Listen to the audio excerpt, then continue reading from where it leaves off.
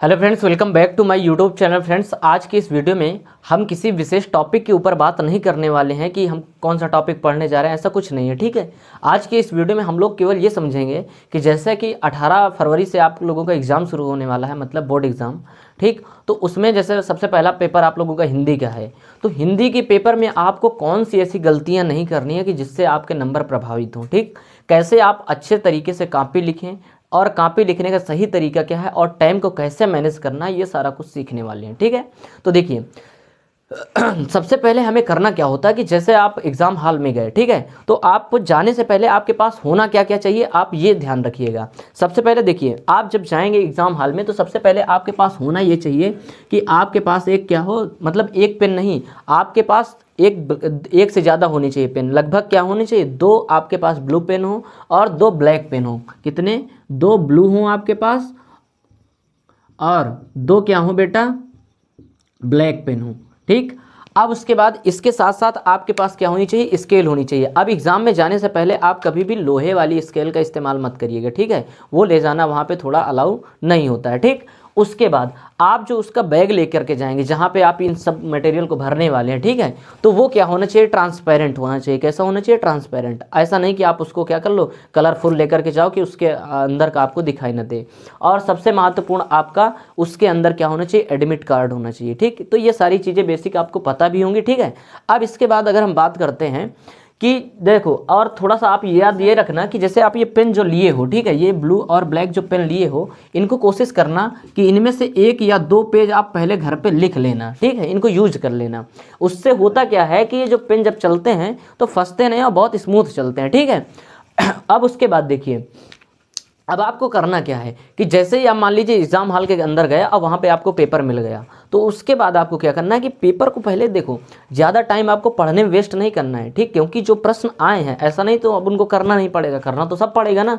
अब उनको पता लगा आप पढ़ने में सारा टाइम वेस्ट कर दिए, तो ये आपके लिए फिर क्या हो जाएगा, गलत हो जाएगा। आप टाइम उतना दीजिए, बस एक हल्की नज़र में आप पूरा पेपर देख लीजिए कि हाँ ये मुझे आता नहीं आता, बस मुश्किल से 5 मिनट के अंदर ये काम हो जाना चाहिए। क्योंकि कारण क्या है कि हिंदी का पेपर आपका बहुत लेंदी होता है, इसके बारे में बहुत लिखना पड़ता है। अब आपने 10 से 15 मिनट, वो कहते हैं ना कि 15 मिनट आप पेपर को पढ़िए, नहीं 15 मिनट आप बिल्कुल ना दीजिए।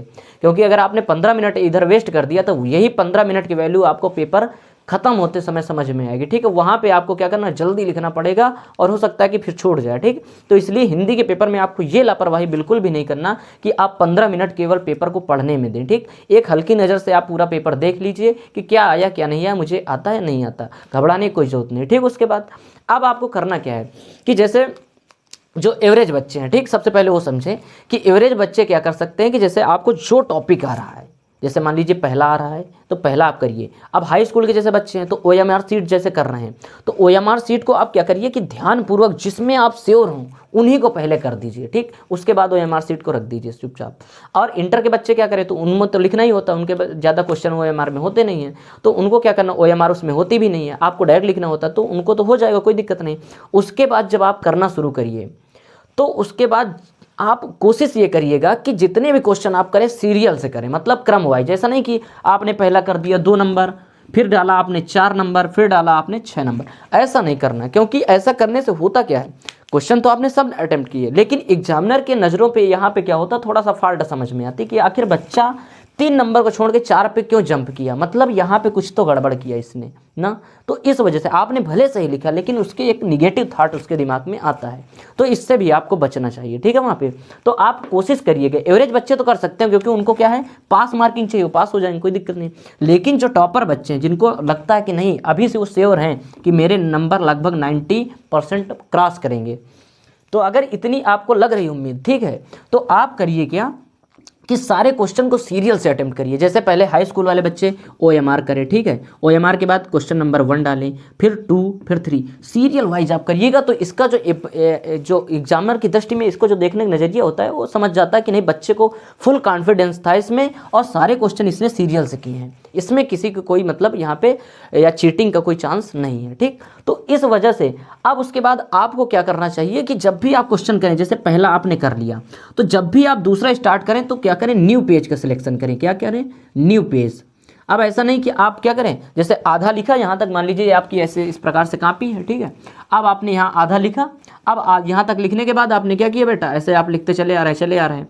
अब यहाँ तक लिखने के बाद आपने फिर यहीं पे प्रश्नोत्तर संख्या 2 डाल दिया। ये आपको गलती नहीं करना, ठीक। आपको पर्याप्त पेज दिए जाते हैं कॉपी में लिखने के लिए, आप बी कॉपी भी ले सकते हैं, कोई दिक्कत की बात नहीं। यहाँ पे आप फुली लिखिए, फ्री हैंड लिखिए, ठीक है। ऐसा नहीं कि आप पेज बचाने के चक्कर में क्या कर दिया कि यहीं पे कंप्रोमाइज़ करने लगे, ऐसा आपको बिल्कुल भी नहीं करना है।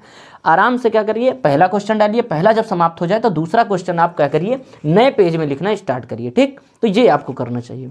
उसके बाद फिर जैसे आपको देखना कि हमें टाइम को भी मैनेजमेंट करना है उस टाइम पे, कि ऐसा नहीं कि आपका जो 2 नंबर का क्वेश्चन है उसी पे आप लिखे जा रहे हो, नहीं, बिल्कुल नहीं। अब आप देखोगे सबसे पहले क्वेश्चन की हमें कितना मार्क्स देगा। 2 नंबर क्वेश्चन में आपको 2 घंटे नहीं वेस्ट करने हैं, ठीक। तो उसमें आप देखोगे क्वेश्चन कितने नंबर का है, जैसे कि शॉर्ट आंसर है तो शॉर्ट आंसर मुश्किल से आपको कितना 5 लाइन लिखना है, 4 लाइन लिखना है, ठीक है। जितना क्वेश्चन पूछ रहा है आपको सिंपल सा उसका साधारण शब्दों में उसका जवाब दे देना है। वहीं पे अगर लांग लिखना पड़े तो हिंदी में आप जानते हो लांग आपको कितना लिखना पड़ता है। व्याख्या करनी है जैसे, तो व्याख्या में भी आपको क्या होता है कि जो आपको थोड़ा सा पद देगा और उसके बारे में एक्सप्लेन करना होता है, तो वहाँ पर आपको मेहनत करनी है, ठीक। तो वहाँ पे आपको लिखना पड़ेगा। अब जैसे किसी संदर्भ पूछ लिया तो संदर्भ में तो आपको पता है कि 2 से 3 लाइन, बस इससे ज़्यादा जाएगा नहीं, तो उसमें क्या बढ़ाना चढ़ाना, सिंपल सा आप लिखो, बात खत्म करो वहाँ पे। और इधर उधर आप जब भी कोई शब्द का प्रयोग करें तो वो शब्द क्या होने चाहिए, सरल शब्द होने चाहिए। ऐसा नहीं कि आप हिंदी शब्द लिखा और सही भी लिखा, अब घुमा फिरा के आपने उसको लिख दिया तो एग्जामिनर भी चकरा गया, तो उसको फिर वो क्या करेगा, वहाँ पे थोड़ा सा वो मतलब चेक तो करेगा, लेकिन अगर उसको समझ में ना आए तो नंबर सीधे उड़ा देगा वहाँ पे। तो आपको ये गलती भी नहीं करनी है, ठीक है। तो अब उसके बाद अगला पॉइंट जो हमारा आता है, अगले में आपको करना क्या है कि जैसे आपके आते हैं हिंदी में निबंध वगैरह आते हैं, निबंध आते हैं कि नहीं आते, तो निबंध में आपको करना क्या है कि देखिए, निबंध आप मानते हो कि आपको लंबा लिखना पड़ेगा, लांग करना पड़ेगा, लेकिन लांग के चक्कर में इतना लांग, देखो लांग लिखोगे ऐसी नहीं है कि आप लिखना नहीं है, लेकिन इसमें जो शब्दों का सिलेक्शन वर्ड करोगे, जो शब्द आप डालोगे वो बहुत सरल होने चाहिए और मतलब क्रमबद्ध तरीके से लिखना उसको, ठीक। एवरेज बच्चे तो लिखेंगे, उसकी केवल लेंथ से उसको नंबर वो दे देता है, ऐसा नहीं कि वो फेल कर देगा। जो पास होने वाले हैं उनको कोई दिक्कत नहीं, लेकिन जो टॉपर बच्चों की बात कर रहा हूँ तो वहाँ पे आपकी लैंग्वेज बहुत सटीक होनी चाहिए। अब आप अगर जैसे लिख रहे हो मैं, तो मैं के बगल में यहाँ पे बिंदी होनी चाहिए। अगर ये, क्योंकि देखो ये एक छोटी सी बिल्कुल ग्रामेटिकल मिस्टेक है और यहाँ पर भी वो नंबर काट सकता है, उसका पूरा राइट है नंबर काटने का, ठीक है। तो आपको इन सारी चीज़ों से भी वहाँ पे बचना है, ठीक।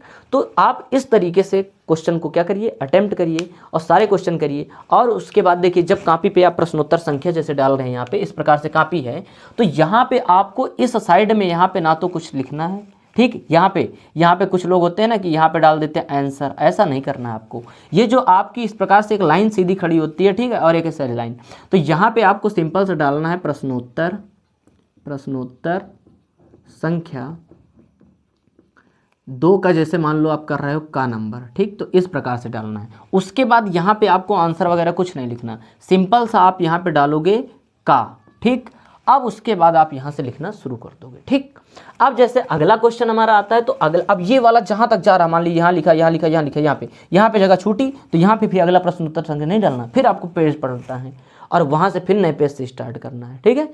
तो इस तरीके की कुछ बेसिक बातें हैं, ये चीज़ें आपको ध्यान रखनी चाहिए बोर्ड एग्जाम में, ठीक है। और बस इसी तरीके से आप पेपर देना शुरू करिए, आपके अच्छे मार्क्स आएंगे, ठीक है। और ग्रामेटिकल मिस्टेक आप लोग ध्यान से देखिएगा कि कहीं पे आप जो लिख रहे हैं वहाँ पे क्या हो कि व्याकरण गलत ना हो, ठीक। तो इस प्रकार से आप क्या करिए, अपनी तैयारी करिए और बोर्ड एग्जाम में जाइए, बहुत अच्छे तरीके से पेपर दीजिए, आप सबका पेपर बहुत बढ़िया जाएगा, ठीक। चलिए।